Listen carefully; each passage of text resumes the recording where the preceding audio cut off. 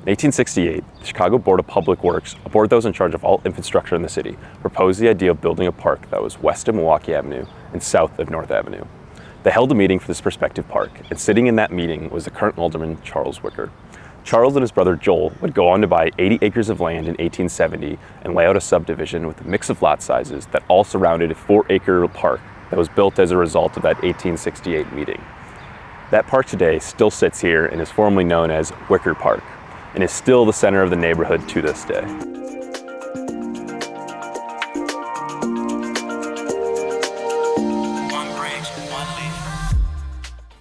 This area saw a massive wave of new development following the Chicago Fire of 1871 as new homeless Chicagoans looked to build new homes. A large portion of Norwegian and German immigrants lived in the north and northwest portions of the area at this time, although these were no average European immigrants, as this area attracted very wealthy European families. The area was especially popular with merchants who built large mansions along the neighborhood's choicest streets, especially the streets of Hoyne and Pierce, just southwest of North and Damon today. Hoyne was given the name Beer Baron Row, as it became the street where many of the city's wealthiest brewers built their homes. To put in perspective how impactful brewing was in Chicago, you have to go back to 1833. Chicago was incorporated as a town by the state of Illinois, and at the time had a population of 350 people. That same year, the Haas and Sulzer Brewery, the town's first commercial brewery, opened. With this came a massive influx of German immigrants who brought their love for both beer as well as beer gardens. Beer became such an important part of life in Chicago that the city's first riot was caused by it. This was known as the 1855 Lager Beer Riot. This was the result of the 1855 mayoral election where Levi Boone was elected. The newly elected mayor reinstated an old city ordinance that mandated taverns be closed on Sundays, as well as raising the cost of a liquor license from $50 to $300 a year. Though, even with such laws in place, taverns remained open selling beer on Sundays, and this led to the arrest of over 200 Germans for not having licenses, as well as being open on a Sunday. On April 21st, there was a test case set for many of these arrested men. Owners of taverns opted to unite in support of these men on trial. This such event quickly led to a large group of protesters clashing with police outside of the Cook County Courthouse downtown. As the clash approached Clark Street and the river, Mayor Boone ordered that the bridges be raised to stop more protesters from crossing, though at the time this led many protesters being stuck on the bridges where they continued to fight with police. A policeman named George W. Hunt was shot by protester Peter Martin. Martin was then killed by police, and Officer Hunt had to have his arm amputated. Rumors flew around about a protester being killed, and yet there is no evidence to support it, but loaded cannons, yes, cannons, set on the public square contributed to many of these rumors. Ultimately, this led for liquor license fee being dropped from $300 to $100.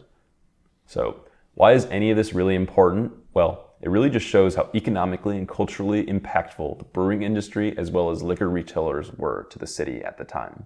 An example of this sits at 1407 North Hoyne. This home behind me here sits, and it was built for a German immigrant named John Rapp, who made his fortune as a beer merchant and a liquor wholesaler here in Chicago. The home was built in the 1880s and sits on a 100 by 98 foot lot. The home was built in the Second Empire style, which was most famous here in the US post-Civil War. This home sold in 2021 for $4.8 million, which was a single family record here in Wicker Park. Another example of this sits right across the street at 1406 North Hoyne. This is another example of a Victorian home being built along this street. This house was built for a man named William H. Thompson, who was Chicago's last Republican mayor, serving 2 separate terms, one from 1915 to 1923, the other from 1927 to 1931. Examples of homes like this aren't hard to find here in Wicker Park, especially not here in the Landmark District.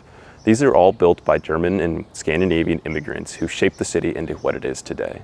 Wicker Park and neighboring places such as Bucktown began to see slower growth after the stock market crashes in 1929.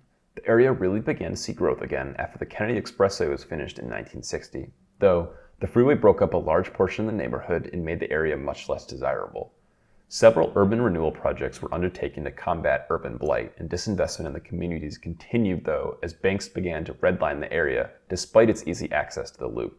This was due to the highest level of gang-related violence in the 1960s, and during the 1970s, the city overall lost 11% of its population, and hundreds of cases of arson-motivated insurance claims were reported in Wicker Park.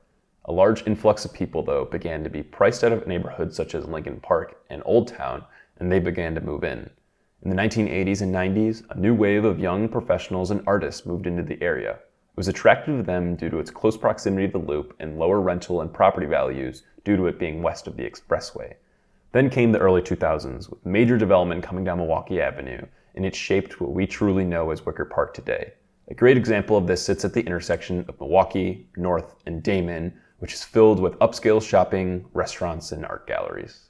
From wealthy brewers to hipsters, Wicker Park has seen many different kinds of people call it home since Charles and Joel Wicker purchased those 80 acres of land.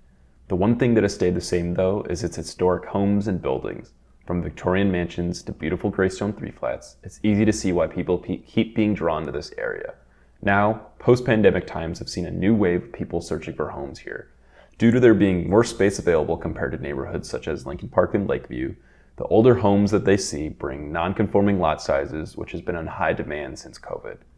With this, it's easy to see why Wicker Park has steadily become one of Chicago's most premier areas to live in.